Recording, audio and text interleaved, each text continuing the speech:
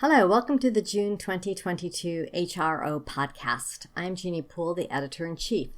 We have a great lineup of articles for this June issue.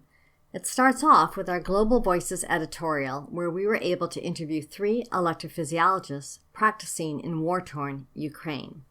The first original article is by Dr. Jeanne E and colleagues.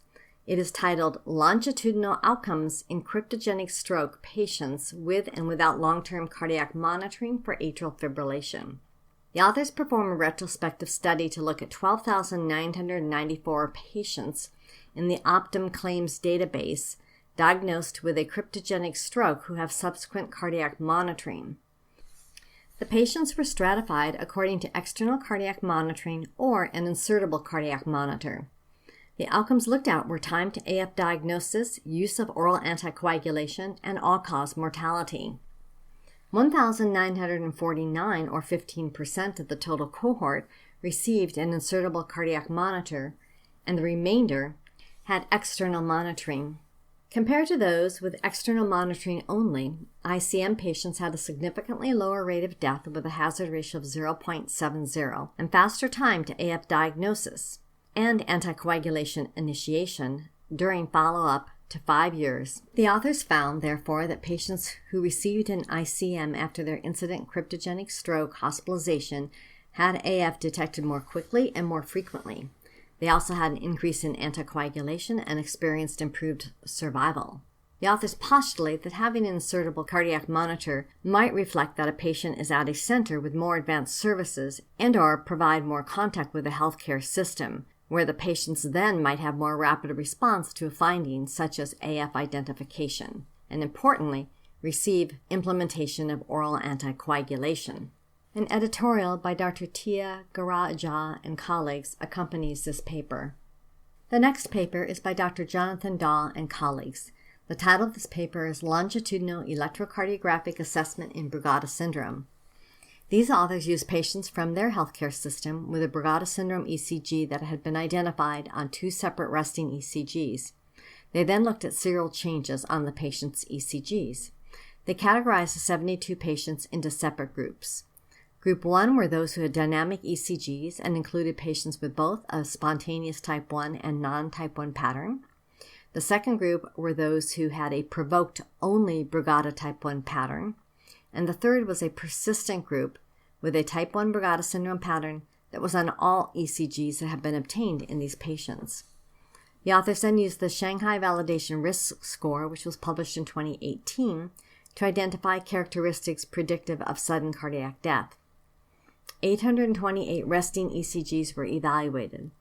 The majority of the cohort had a dynamic pattern, or 69%. There were only 17 patients in the provoked-only group, and the persistent group included only 5 patients. Of note, however, those 5 patients had the highest likelihood of having had prior syncope, cardiac arrest, or sinus node dysfunction. Despite the differences in the number of ECGs were similar across the groups. About half the patients had a syncope history. Sinus node dysfunction and prior cardiac arrest were associated with the persistent type 1 group, but no other factors were associated with the other groups. A family history of sudden cardiac death was present in approximately 20 to 30% of patients across the 3 groups. Also, patients with a spontaneous type 1 pattern appeared to have higher rates of syncope, cardiac arrest, and family history of Brugada syndrome, and sudden cardiac death. The major take-home point is that the majority of patients in this cohort had dynamic ECG patterns. The next paper is titled Association of Left Ventricular Tissue Heterogeneity and Intramyocardial Fat on Computed Tomography with Ventricular Arrhythmias in Ischemic Cardiomyopathy. This is by Dr. Usama Daimi and colleagues. This is a proof-of-concept study using contrast-enhanced CT to measure global LV tissue heterogeneity in intramyocardial fat mass. The outcome measure is the risk of ventricular arrhythmias defined as appropriate ICD shocks or sudden cardiac death. 47 patients were evaluated who had ischemic cardiomyopathy, a left ventricular ejection fraction equal to or less than 35%, and no prior history of ventricular arrhythmias. These patients were included in a prospective observational registry of patients undergoing LGE CMR. The authors provide specific definitions for measurement of gray zone, tissue heterogeneity, and intramyocardial fat. The authors found that 13 of the 47 patients, or 27.7%, had ventricular arrhythmia events over 5.6 years. Multivariate predictors of ventricular arrhythmia events included increased tissue heterogeneity with an odds ratio of 1.22. Heterogeneity values equal to or greater than the median had a 13-fold significantly increased risk of ventricular arrhythmia events. When tissue heterogeneity was added to gray zone measures, this improved the prediction of ventricular arrhythmias. The ROC increased from 0.815 to 0.876. No association was found between intramyocardial fat mass on CECT and ventricular arrhythmias with an odds ratio of 1. The authors conclude that in ICM patients, CECT-derived LV tissue heterogeneity was independently associated with ventricular arrhythmias and may represent a novel marker useful for risk stratification. Next up is a paper called Acute Pericarditis After Atrial Fibrillation Ablation, Incidence, Characteristics, and Risk Factors. This is by Dr. Jeanne E. and others. These authors evaluate the incidence and risk factors for acute pericarditis after catheter ablation of atrial fibrillation. This is a single-center study of catheter ablation AF patients enrolled in a prospective registry. Possible acute pericarditis was identified if the patients complained of pericardial-type chest pain, which had been treated with specific anti-inflammatory medications within 3 months of AF ablation. The authors identified 226 patients out of 2,215 patients, which was 0.2%, who had suspected pericarditis over a 1-year time frame. 65.9% were treated with colchicine. Prednisone was used in 29.2%, and high-dose ibuprofen in 19%. 25% of the patients were treated with more than one anti-inflammatory agent. On univariate analysis, lower baseline CHA2DS2-VASc score and higher BMI were associated with pericarditis. After multivariable adjustment, decreased age was independently associated with suspected acute pericarditis with an odds ratio of 0.95. Among the 226 patients, post-procedure pericardial effusion was present in 9.3%, and pericarditis electrocardiographic changes in 19.5%. The authors conclude that suspected acute pericarditis is common after AF ablation and is associated with a younger age. The authors conclude that systematic assessments for acute pericarditis after AF ablation should be considered. The next paper, by Dr. Cheryl Terrace and colleagues, is titled Relationship Between the Posterior Atrial Wall and the Esophagus, Esophageal Position During Atrial Fibrillation Ablation. These authors compared 2 patient groups using multi-detector computerized tomography to assess esophageal position stability. The 2 groups were 39 consecutive patients referred for AF redo ablation between November 2018 to November 2019, for whom the esophageal position on the multi-detector computerized tomography, or MDCT, was compared between the first ablation and the redo procedure. The second group was a group of 100 consecutive patients referred for any AF ablation procedure between March of 2020 and November of 2020, in whom the esophageal position was obtained by 3 different imaging methods: MDCT, Cartel Uniview, and esophageal fast anatomic map, or FAM, and then the observations were compared between one and another. The catheter ablation in this study was performed by the by-law method with patients under general anesthesia using high-frequency, low-volume ventilation. In Group 1, that is the MDCT group, they had a mean atrial esophageal distance of 1.2 plus or minus 0.6 millimeters. The total fingerprinted area was 13.2 plus or minus 5.2 centimeters squared before the first ablation, and 13.5 plus or minus 5 centimeters squared before the redo ablation.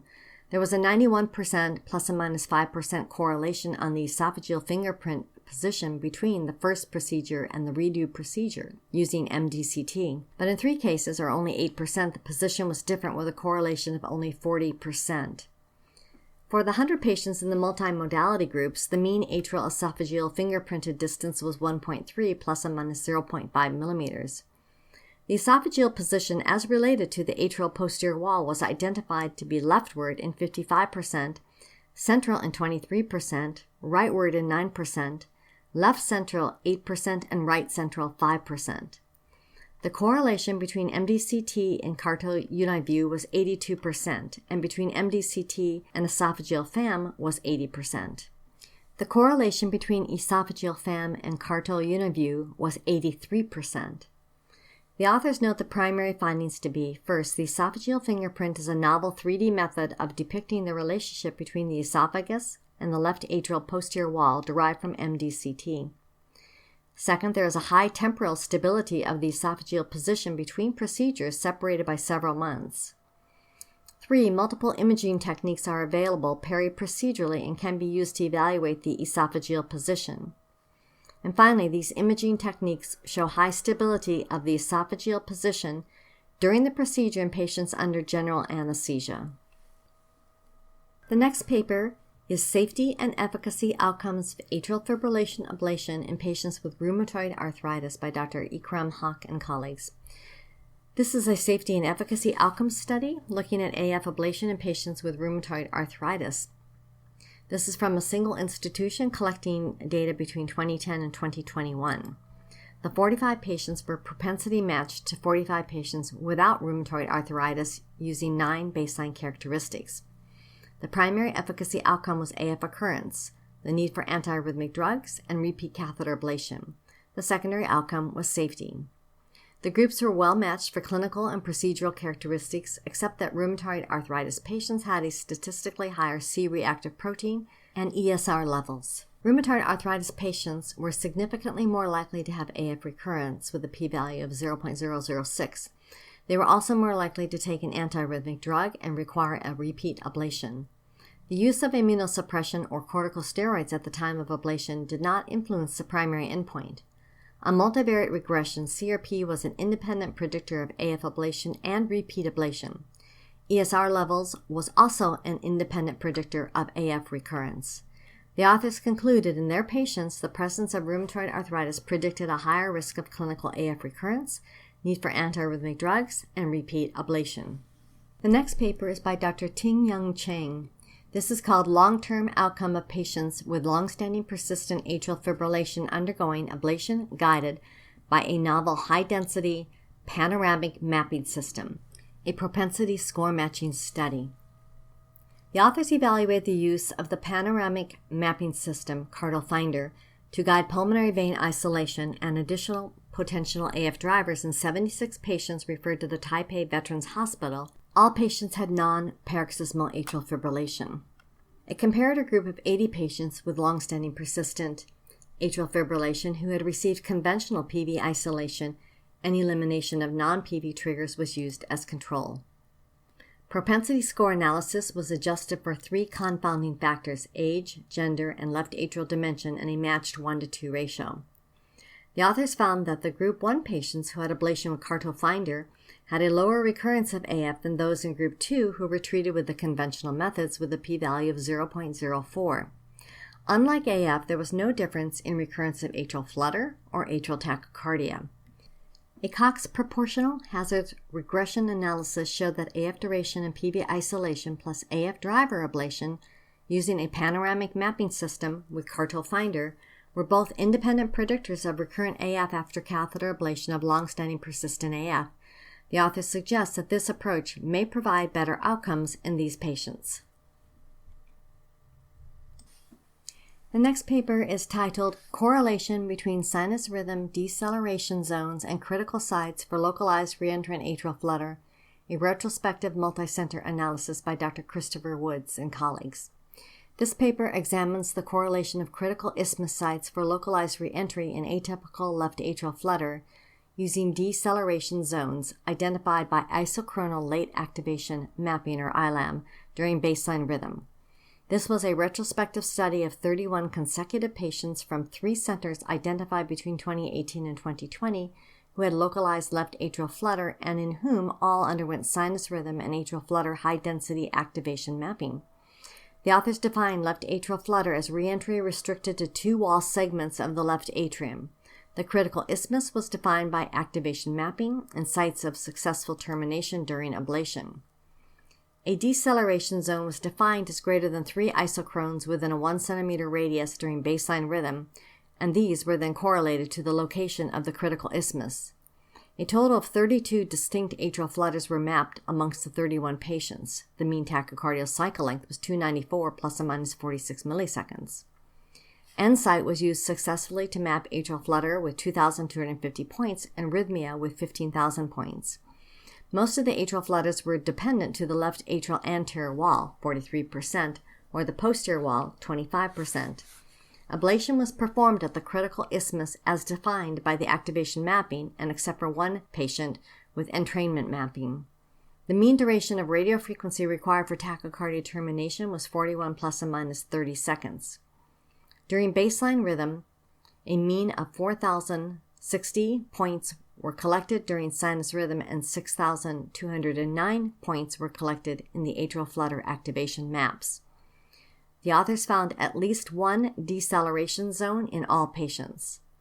ILAM mapping showed approximately 3.27 isochrones per deceleration zone and co-localized to critical isthmus sites at a distance of 6.7 plus or minus 3 millimeters.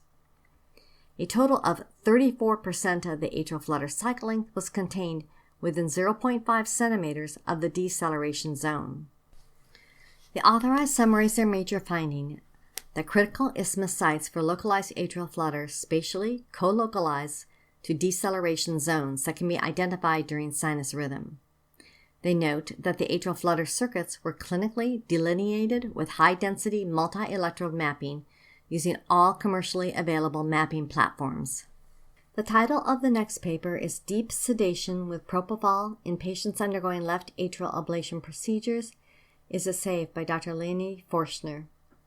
This study explores the use of propofol deep sedation administered by electrophysiology staff in 3,211 patients undergoing left atrial ablation procedures, 39% of whom were female. 37.1% were paroxysmal, 35.3% persistent, and 27.6% had left atrial tachycardias.